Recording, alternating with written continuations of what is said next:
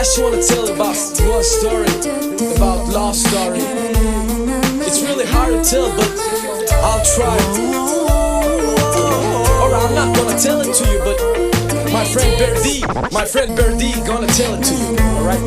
Just check this out, okay? Demediğin sana, aytmana sözüm yok sana. Durmuştun ağlama, özün günahkar.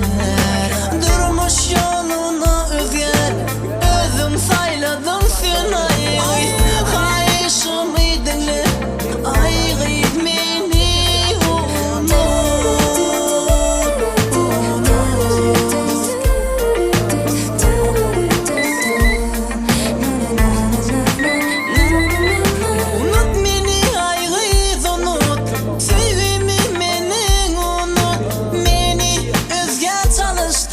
hiç kimden görme onu. Ayrı sana bolon suyum, şaksızım benim duygum.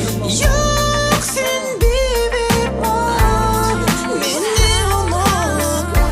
Demediğin sana, aytmana sözüm yok sana. Durmuştun ağlama, özün günahkar. Durmuş yoluna özgür, özüm sayladım seni.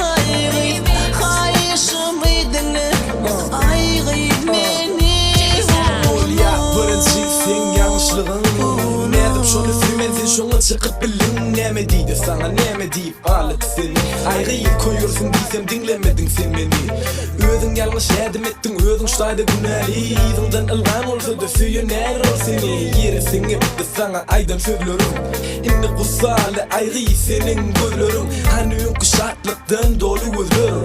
Oyun edip aydılığın gül kulü sözlerim. Uzak iyice yıldızları biz sanardık.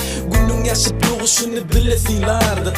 Yatlığım ki geçen gülleri, yatla süyücü sözleri. Gülleri, süygülü yürekleri. Men bilen olacak deyip sen söz verirdin. Yine yalan ama o sözlüğün men bilmezdin. Demediğin sana, aytmana sözüm yok sana. Durmuştun ağlama, özün günahkar.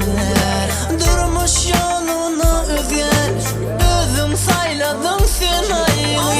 Kayışım idinle, ayrıydı beni unut.